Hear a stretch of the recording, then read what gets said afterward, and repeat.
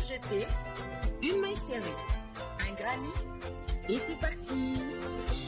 Exhibile tendrement ces petites abeilles, toujours occupées, jamais en veille.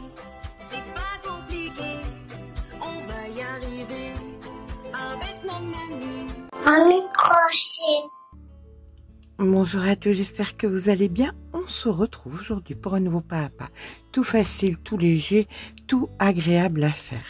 Alors pour ça, j'ai décidé d'utiliser le fil Doni Esfumato de chez Dessilante. Fil que j'aime énormément parce qu'il est tie and dye.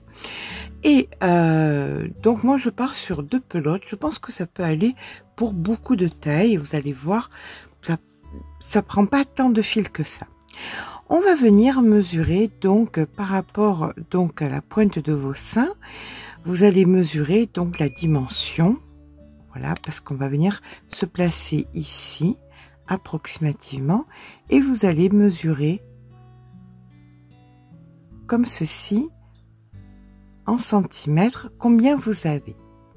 Une fois que vous avez donc à peu près à 10 cm, voilà, on va faire sur 10 cm, on va venir, alors pour ma part, comme je crochette lâche, je suis sur du 2,5, mais avec du 3, 3,5 normalement, il n'y a pas de souci. On va venir faire une chaînette, donc pour ma part, c'est approximativement 20 cm. Pour Imogène, on va faire une chaînette de nombre impair. Donc 1, 2, 3, 4, 5. Donc une fois que j'ai ma chaînette de nombre impair, je viens faire 2 mailles en l'air et je viens faire le même nombre en bride. Donc c'est parti. Pour ma part c'est 41. Donc je fais 41 brides.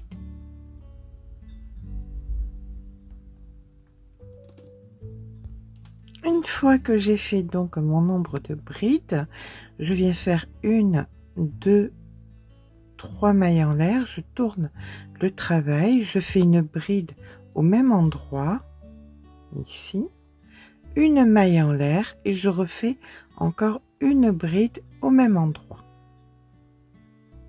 comme ceci. Une maille en l'air, je passe une maille et je viens faire une bride. Une maille en l'air, je passe une maille, je fais une bride.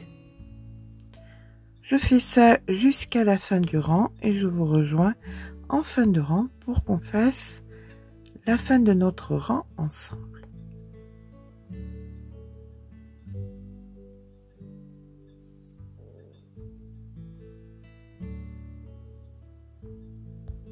J'arrive donc en fin de rang, une maille en l'air. Je viens dans la dernière maille, je fais une bride, une maille en l'air et une bride au même endroit. Voilà, donc nous avons fait une petite augmentation. Là, on vient faire 1, 2, 3 mailles en l'air, on tourne le travail, on refait une bride ici, une maille en l'air et vous allez faire donc une bride dans toutes les brides qu'on a faites. Ici vous faites une bride, une maille en l'air, une bride, une maille en l'air, une bride, etc., etc., jusqu'à la fin du rang, une maille en l'air et une bride dans toutes les brides que nous avons déjà faites. On termine donc notre rang par une bride. 1, 2, 3, 4 mailles en l'air, on tourne le travail et on fait une bride au même endroit. Donc on a créé une résille en plus, une maille en l'air et là vous refaites tout simplement des brides dans toutes les brides avec des mailles en l'air entre chaque fois. Je vous rejoins en fin de rang où nous ferons ensemble notre petite augmentation.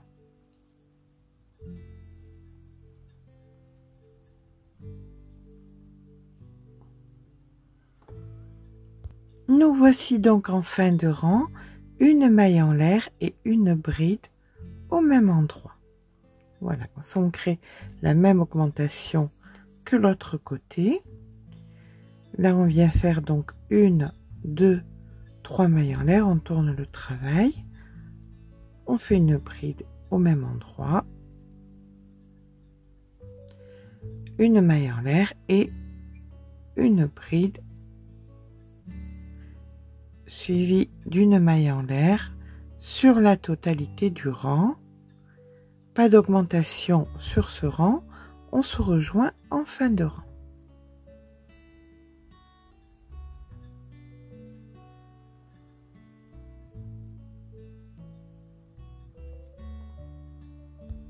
En fin de rang, on fait notre maille en l'air et une bride ici.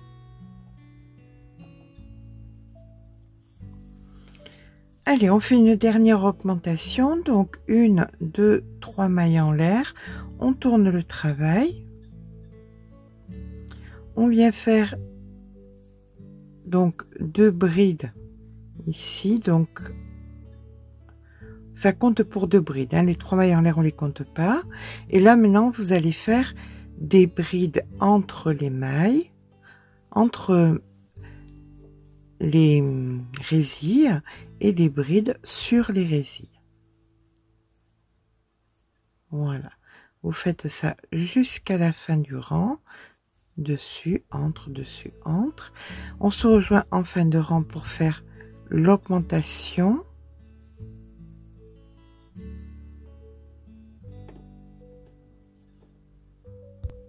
Ici donc à la fin du rang, je viens faire 2 brides pour créer une augmentation comme de l'autre côté. Je fais bien attention d'avoir pris en compte que là c'était une résille et non pas 2 brides l'une à côté de l'autre, hein. Là vous avez votre carré qui est entier, le carré qui est entier, une augmentation. Donc vous faites une bride à l'intérieur et une augmentation. D'accord? On vient faire à présent une autre augmentation, donc 1, 2, 3 mailles en l'air, on tourne le travail, on fait 2 brides au même endroit, donc 1 et 2. On est toujours sur un nombre impair, puisque chaque fois que vous augmentez d'un côté et de l'autre, ça reste un nombre impair, hein. Donc vous faites ensuite une bride dans chaque maille que vous rencontrez et on fera une augmentation en fin de rang. Alors, si vous ne faites pas avec du fil tie and dye, vous coupez votre fil et vous allez refaire la même pièce. Si vous faites avec du fil tie and dye, vous prenez la deuxième pelote et vous commencez donc exactement au même endroit pour avoir la même couleur. Alors, une fois que nous avons fait nos 2 pièces identiques comme ceci, ça va arriver sous vos bras, grossièrement. D'accord? Donc là, il va falloir qu'on fasse une petite chaînette de chaque côté pour rejoindre les 2 pièces. Ces chaînettes vont être de nombre pair. Mais avant ça, il va falloir qu'on mesure.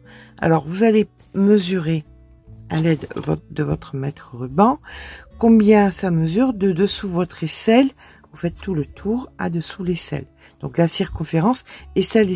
Vous rajoutez à peu près 2-3 cm pour être tranquille. Une fois que c'est fait, par exemple, moi je sais que Imogen c'est 75 cm. Je rajoute 2 cm, donc 77 cm. D'accord? Je vais venir mesurer ici.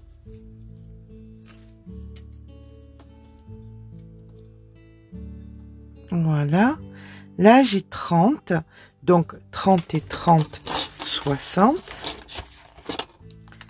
donc moins 60, il me reste 17 cm. Ces 17 cm, je vais les diviser par 2, puisqu'il me faut d'un côté et de l'autre. Donc je vais arrondir, hein. Je vais mettre 18. On va faire un chiffre pair. Ça va faire 9 cm d'un côté, 9 cm de l'autre. Comment je fais pour savoir le nombre de mailles que je vais avoir besoin?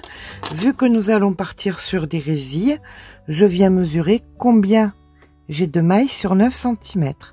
J'en ai 1, 2, 3, 4, 5, 6, 7, 8, 9, 10, 11, 12, 13, 14, 15, 16. 16, il me faut un nombre pair, hein. Je compte pas la 17e. Donc, 9 cm est égal à 16 mailles. Je vais venir faire donc 16 mailles. Alors, j'ai ma pièce comme ceci. Donc, sur une, je vais faire 16 mailles. Et sur l'autre, je vais faire 16 mailles. D'accord? Voilà. Alors, c'est parti. Parce que je fais du tie and dye, hein. Autrement, avec un fil normal, c'était pas besoin de... Je peux couper et changer le fil. Donc là, 1, 2, 3, 4, 5, 6, 7, 8, 9, 10, 11, 12, 13, 14, 15 et 16. Je coupe mon fil. Je viens le joindre de l'autre côté.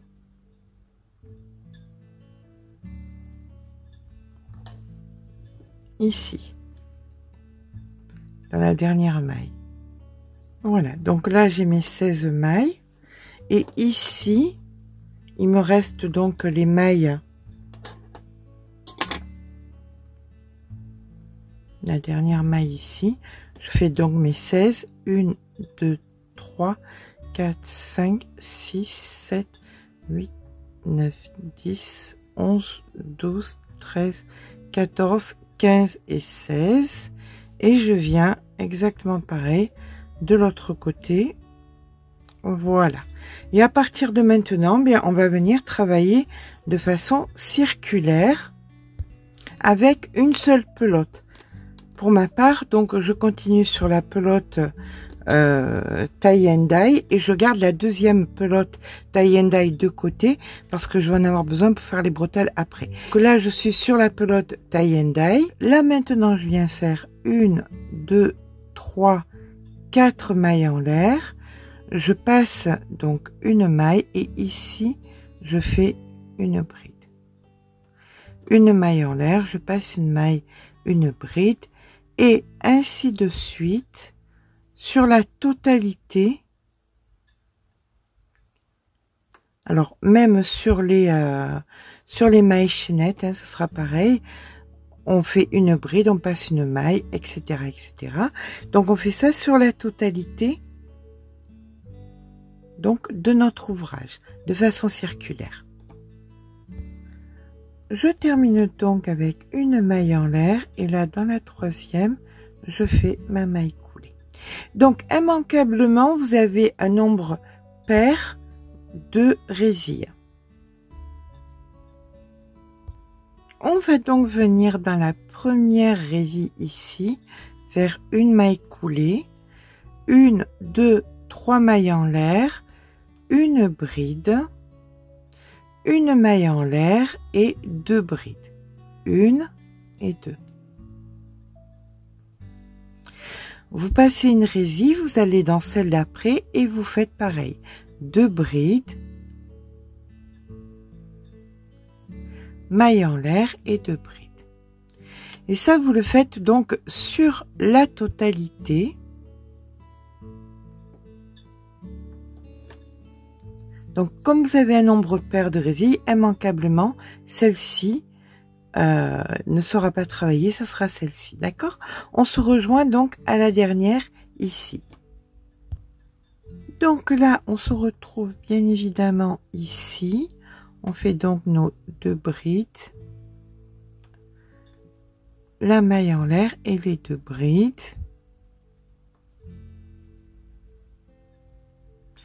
Chose que nous allons faire à chaque rang, on va venir dans la troisième maille ici, faire une maille coulée, dans celle d'après, une maille coulée, dans l'espace, une maille coulée, et on repart avec une, 2, 3 mailles en l'air, bride, maille en l'air, 2 brides. Alors là, on va mettre en pause ici. Pourquoi? Parce qu'il va falloir qu'on fasse les bretelles pour pouvoir que vous fassiez des essais tout le temps. D'accord? Alors tant qu'à faire, on fait nos bretelles maintenant. Si vous ne faites pas avec le tie and dye, c'est pas important.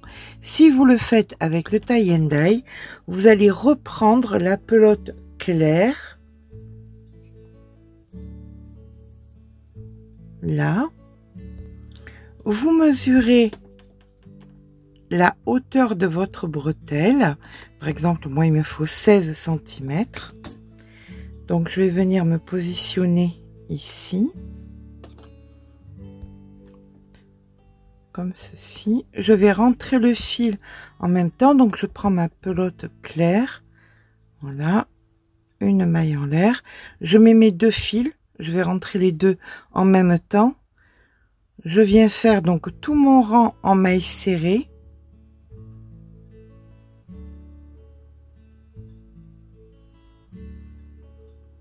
Alors pour celles à qui ça fera plaisir, si elles veulent faire des picots, c'est le moment.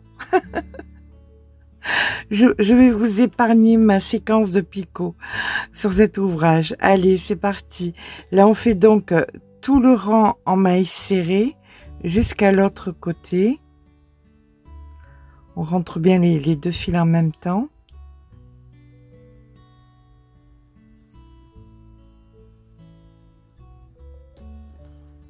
Une fois que j'ai fait mon rang de mailles serrées, je sais que j'ai besoin de 16 cm. Je viens compter combien de mailles j'ai sur 16 cm.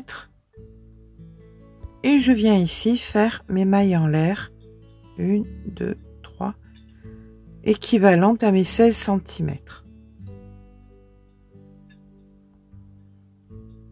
Une fois que j'ai mes 16 cm, je viens de l'autre côté sans switcher, bien évidemment, et je viens ici et je fais mon rang de mailles serrées. Voilà, c'est parti. Et je ferai pareil, donc au bout de mon rang de mailles serrées, je fais de l'autre côté donc ma bretelle. Alors vous pouvez faire un second rang pour faire une bretelle plus épaisse. Vous pouvez faire comme vous le sentez, d'accord? Donc là, pour ma part, mailles serrées, je vais faire uniquement les 16 mailles en l'air. Si vous faites en tie and dye, faites attention parce qu'après, on va avoir besoin du fil. Vous l'aurez peut-être pas en clair. Réfléchissez bien à l'épaisseur de la bretelle que vous voulez. Alors faites peut-être un deuxième tour si vous considérez que là, un rang de mailles en l'air, ça suffit pas. Je vais faire ça. Personnellement, je vais faire un rang de mailles serrées supplémentaires sur la totalité. Comme ça, ce sera assez épais. Et après, une fois que j'aurai fait donc mes 2 rangs, on viendra continuer le bas. On aura le haut qui sera terminé et on pourra donc poser l'ouvrage sur soi pour savoir comment travailler le bas. Et bien voilà, une fois que les bretelles sont faites, on va uniquement s'attarder maintenant sur le bas de l'ouvrage.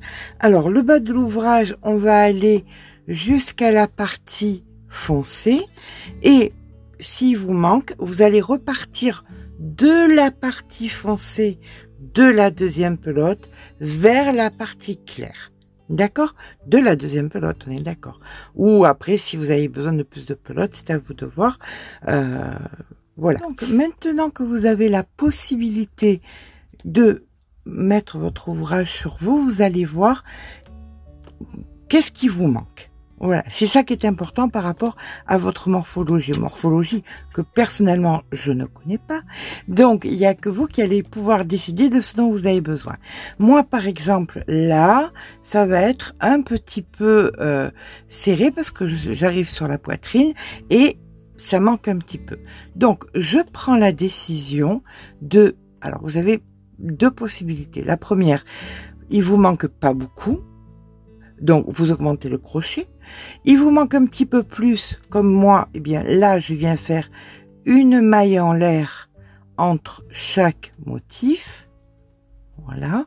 Donc, je fais mes brides, maille en l'air, bride,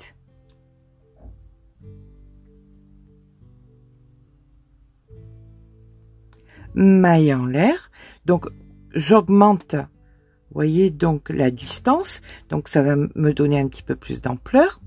Vous, il vous manque vraiment beaucoup. Vous avez la possibilité de faire une maille en l'air ici. Vous avez la possibilité de faire 3 brides, donc 1, 2, 3, une maille en l'air et 3 brides. 1, 2, 3. Alors là, je fais tout en même temps, mais vous choisissez par rapport à ce dont vous avez besoin. Si vous manque encore beaucoup, vous avez la possibilité de faire une maille en l'air, 3 brides, donc 1, 2, 3, 2 mailles en l'air et 3 brides. D'accord? Donc, comme vous pouvez le voir, vous avez la possibilité de faire tellement de choses qui va vous permettre d'augmenter la circonférence de votre ouvrage. Je vous laisse choisir. Si, comme moi, vous avez besoin simplement ici de rajouter une maille en l'air. Si vous voulez mettre, par exemple, une maille en l'air ici et une maille en l'air supplémentaire ici, une maille en l'air ici, mais 3 brides et une maille en l'air, ou alors une maille en l'air, 3 brides, 2 mailles en l'air, 3 brides, vous avez maintes et une possibilités. Je vous laisse faire. Vous immanquablement vous trouverez, vous pouvez même, si vous avez encore plus besoin, vous pouvez même mettre 2 mailles en l'air ici. Donc, je vous laisse faire selon votre morphologie, qu'hélas, je ne connais pas. J'aimerais bien vous connaître chacune d'entre vous, mais bon, ça risque d'être compliqué. Donc, je vous laisse faire. Vous allez travailler de façon circulaire. Une fois que vous arrivez ici, vous faites donc le motif. Vous faites maille coulée, autant de mailles coulées que vous avez de brides, maille coulée centrale et vous repartez. Et vous faites ça donc jusqu'à la couleur foncé, puis vous repartirez sur l'autre pelote de la couleur foncée à la couleur claire, et si vous avez besoin de plus, vous repartirez encore de la couleur claire à la couleur foncée. Et si vous ne le faites pas avec ce fil, bien écoutez, vous y allez gaiement avec le fil que vous avez envie. Voilà. Et bien écoutez, moi je vous rejoins quand j'ai fait la hauteur qui me convient. Il n'y a rien de plus. C'est vraiment un ouvrage hyper simple. Eh bien, je vous rejoins quand mon ouvrage est terminé avec la hauteur qui me convient. Vous pouvez aussi, si vous le désirez, faire à l'extérieur ici des mailles supplémentaires ou juste ici des mailles supplémentaires pour épaissir la bretelle, si vous voulez. Enfin, c'est un ouvrage qui vraiment se façonne selon notre propre morphologie. Pour ma part, je vous rejoins dans plusieurs centimètres quand même. Allez, à tout à l'heure. Et bien voilà, notre petit top est terminé. Petit top qui est assez là. Alors, là comme ça, vous le voyez d'un bloc. Ce qu'il faut voir, c'est que ici, je vous ai mis un marqueur. Excusez-moi, c'est tellement long que je suis obligée de vous montrer comme ça.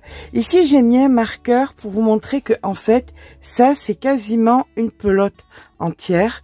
Et à partir de là, c'est la deuxième pelote. Alors, j'ai commencé à travailler par le clair ici en haut. Voilà. J'avais repris du clair de la deuxième pelote pour faire le dos, pour en avoir assez. Et tout ça pour vous dire que, à mon sens, je vais vous montrer la largeur. Donc, vous voyez, là, la largeur c'est quand même assez large. Bien évidemment, je vous le tourne donc pour que vous puissiez voir l'ampleur.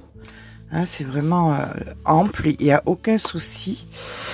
Donc, pour moi, à mon idée, avec 2 pelotes, vous en avez largement assez pour aller jusqu'à une taille 48. Sans même, alors, tout dépend bien évidemment de la hauteur que vous voudrez. Pour la hauteur, ce que je vous préconise, c'est que vous commencez donc par le clair. Vous prenez vos 2 pelotes de clair, vous faites un côté, vous commencez un côté le clair, de l'autre côté le clair. Après, vous posez votre pelote de clair et vous allez travailler avec une seule et unique pelote. Au bout d'un moment, comme quand moi là, j'ai plus assez de fil, j'ai fini ma pelote, je prends la deuxième pelote mais par le foncé. Vous voyez?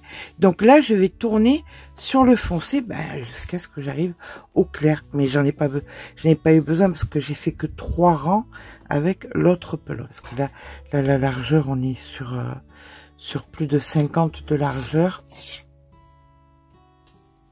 Oui, on est sur plus de 50 de largeur, ce qui fait une circonférence de plus d'1 mètre.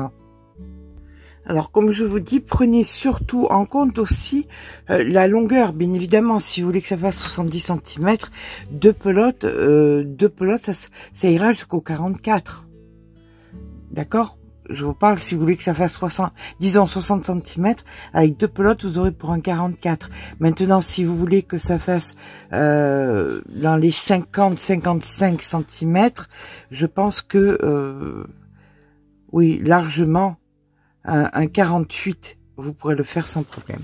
Alors, autre chose, j'avais commencé ici à faire donc 2 brides mailles en l'air, 2 brides, et le rang d'après, j'avais fait 2 brides mailles en l'air, 2 brides et une maille en l'air.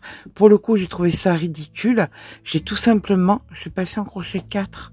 De 2,5, je suis passée en 4 et ça m'a donné cette ampleur sans rien changer, vous voyez. Je suis toujours à 2 brides, maille en l'air, 2 brides, 2 brides, maille en l'air, 2 brides. J'ai rien fait. Donc, comme quoi, parfois, juste en changeant le crochet, ça suffit amplement.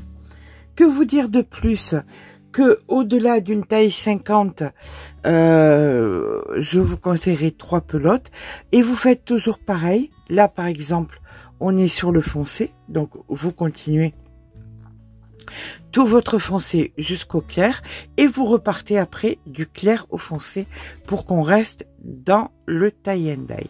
Voilà, à mon sens, c'est un très très joli top. Avec ces 2 pelotes, j'aurais pu encore faire vraiment 15 cm de plus.